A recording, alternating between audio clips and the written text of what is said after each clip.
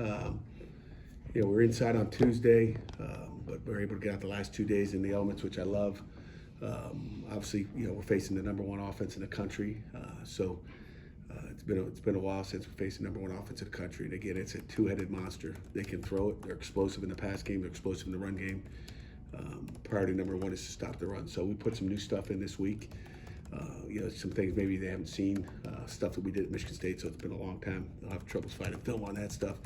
Stuff that just is simple for us to do.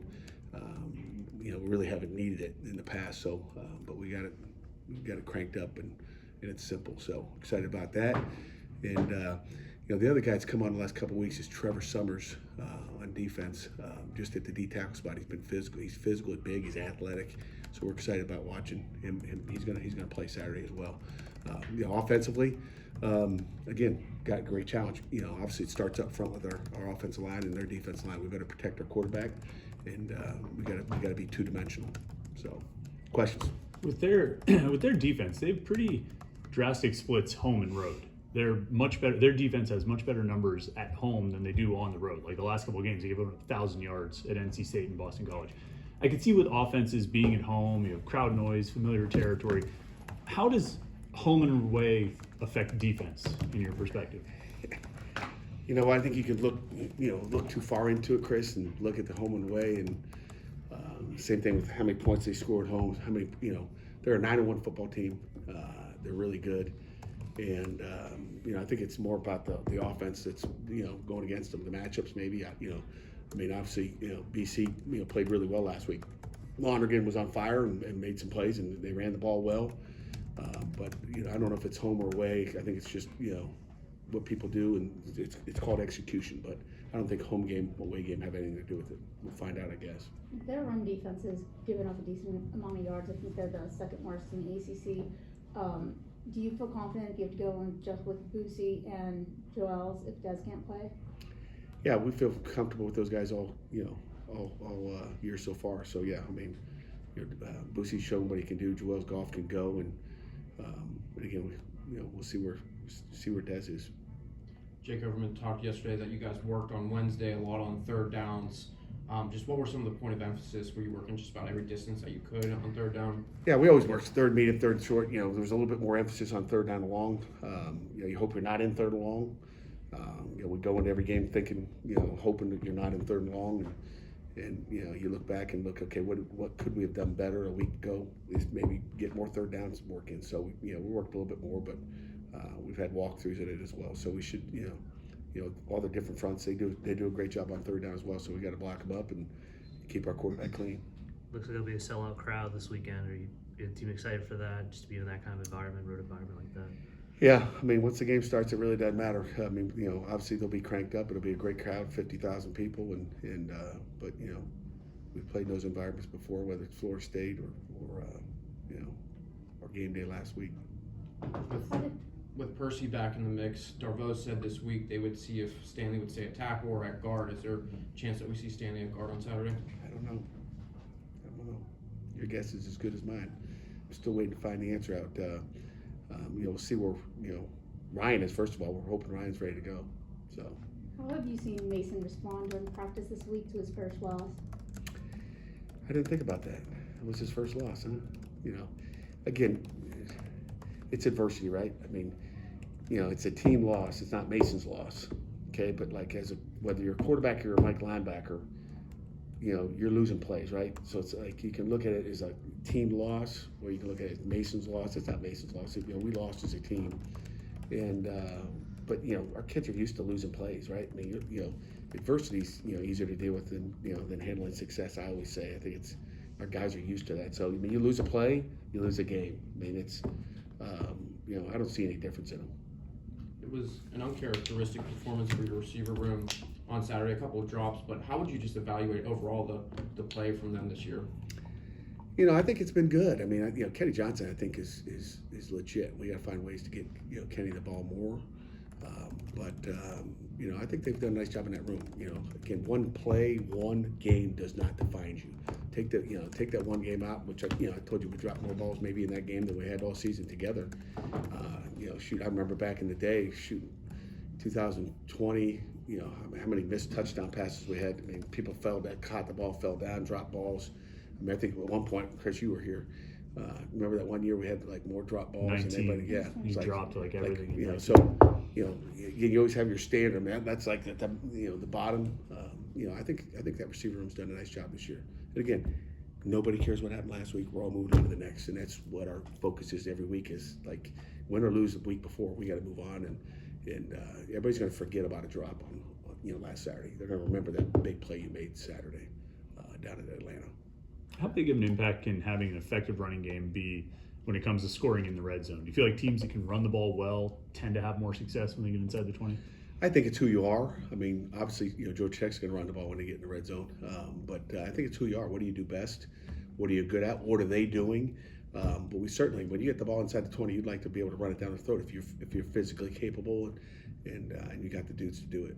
Is it harder if you're pass heavy, your passing is what you do best because the field gets shorter because you have less space to work with? Is it a little bit tougher to execute down there? I think it's harder. The passing game is definitely harder down there, but it depends on what they're lined up at. If they're going to force you to throw the ball, then you got to be able to make a play. So when the field gets crunched down, there's no question about it. We all know it's a little harder to throw the ball in the red zone, but that's why we work at throwing the ball in the red zone so much in practice because the safeties aren't playing too deep anymore. I mean, they're down in the box, so you got to find ways to make plays down there and get guys open and make plays.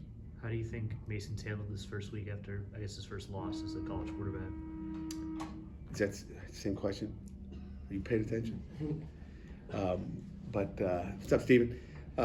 Again, I think it's been no different, whether it's a loss and one player loss. I think it's the same deal. You talk about throwing down by the goal line. Have you guys thought much or run behind shore your quarterbacks under center much down there near the goal line? Has there been much thought of doing that when you're at the 1 yard line instead of throwing or running sweeps or maybe? Not really. I mean, you do what you do, right? I mean, if we want to go back to the old offense, we can line up under center and you guys be yelling at me for why do you guys run it right up the middle? Don't get anything. But no, I mean, we're going to do what we do and try to get in the end zone. But I mean, for someone who's coached as long as you have, whether it's college, not just you guys, but college, NFL, does it kill you when you see 1 yard to go or goal line and they're in the shotgun? Not at all. Not at all. I'm watching a game. I forget what it was. I'm watching a game this week, and it was probably, it may have been the Wake Forest, Georgia Tech game. And, I hate when announcers, it might have been Adazio saying, it's 4th and 1, here they go. Matter of fact, it was, I think Adazio did the again, I watched the second half of the Georgia Tech game last week, and it was 4th and 1. I think BC had the ball, and he was, I hate when they line up. It's 4th and 1. I hate when they line up in the gun. And Turbo ended up taking it for, like a 40-yard touchdown. I'm like, there, you hate it again? I mean, it's just like, why, you're an announcer, make the call, go back to coaching. Or, and he didn't say anything. Well, I guess I'm a knucklehead. I like the shotgun. So it's all, I mean, we can all look hindsight, jet sweep to Kenny Johnson, didn't get in. I'm all those things. It comes down to executing and making plays, regardless of what's called, whether you're under center. I mean, like I said, I was kind of like, as soon as he said, I'm like, why say that? I mean, 90% of offenses in the country are now in the gun, and it happens every, there's explosive plays that happen there. Everybody thinks because you're 4 yards back. Remember, the tailback's still lined up at 7 yards back in, when the quarterback's under center. And now in the gun, he's probably at 5, so he's actually 2 yards closer to getting a first down. I mean, obviously the easiest is if you got the tush push and you're with the Philadelphia Eagles and you got that, you got Kelsey up there. But what else you got? Who is your Haynes King impersonator this week? It was David Lynch. We used a little bit of Max Hunt, freshman tight end, who's done a nice job. But just the operation, they run so much shifts and motions. They handcuff you there too. It's not like they just line up in one formation, snap the ball to him and go. But David can run pretty good too, so he's given us a great look all week. You tell me if this is an oversimplification, but given how much they run the quarterback and given that they have some good running backs as well, is there any elements that look like the triple a little bit, like how they're able to have multiple guys running out of that? I kind of was talking to Pat Bostic last night at the radio show just about they're back to what they were. The only problem is they're running the triple, and he's throwing the ball really well. I mean, they're darn near 250 yards passing. I mean, I've never seen so many explosive passes. Back in the day when we played Paul Johnson, it was run. Every once in a while, you get a sprint out pass or something like that, but it was 1 out of 40. They are, I mean, their play action pass is elite. I think they're pulling linemen, boot quarter, roll. I mean, they do a nice job, and they're getting guys open. The receivers are fast, and they're finding, guys open. And he's hitting it. He's putting it on the money. He's playing really well. You mentioned Trevor Summers earlier, looking to get him some time. Any other true freshmen standing out on the scout team this year? Standing out on the scout team. I mean, the ones that were standing out on the scout team are playing for us, right? But I'm trying to think of anybody else. Zion Ferguson continues to get better. He's not a true freshman, but he's a new guy. Denham Cook, the last few days, he's back practicing, and he showed some spurts yesterday that you go, ooh, that's going to be fun to watch. He's about 255 pounds. He's strong. That's kind of a new guy in my head, but that's probably about it. How much did Isaiah Neal play at D tackle last week? I don't think he had any snaps there. No. Okay. Yeah. How are you guys looking to split him amongst there? Are you guys keeping him? If we needed to, we can. I mean, Isaiah can play inside or outside. He's tough, he's physical, he's capable, and he's willing. Does he know enough that if it was in the middle of a game and there was an emergency situation, he's like inside. one of the smartest guys on our football team. Like, he's like a little genius. I love Ghost. I mean, he can do it all. He could probably go play Mike linebacker and make the front calls if he had to. We won't ask him to do that though, Steve. Are you trying to fit him into one position, or do you like having him there? He moved to the defensive end spot out of need, right? The guy's banged up out there, but he's made so many plays. I mean, he's got a knack. He's a football player. He understands the game. He studies it. He understands tendencies. He understands backfield sets, tight end alignments. But last week he makes that nice TFL again. I mean, on the tailback on a swing route. Tailback's pretty good, by the way. And he just he finds a way to make plays. He's in the right spot because he knows what he's doing. I think if we weren't so banged up, he'd still play inside. So, but he's played so much inside, and he's practiced this week inside as well. So he's done a little bit of both. There was a new hire in the ACC this week. You're familiar with James Franklin. What are your thoughts on him joining the Conference of Virginia I'm Tech? excited about him. I mean, he's obviously a tremendous football coach. Outside of the rivalry game, we've texted back and forth. I'm excited for him and congratulate him. Welcome to the ACC. But he's an elite football coach. He's won a lot of games. In the playoffs last year, he'll bring a lot of flavor and he'll bring a lot of ideas to our ACC head coach meetings. And again, I love when you get different coaches coming in from different conferences that can say, hey, this is how we did it. Why are we doing it like this? To me, the more ideas, and he'll be a guy, whether it's Bill Belichick coming in from the National Football League or James coming from the Big Ten to kind of definitely spruce up the meetings a little bit.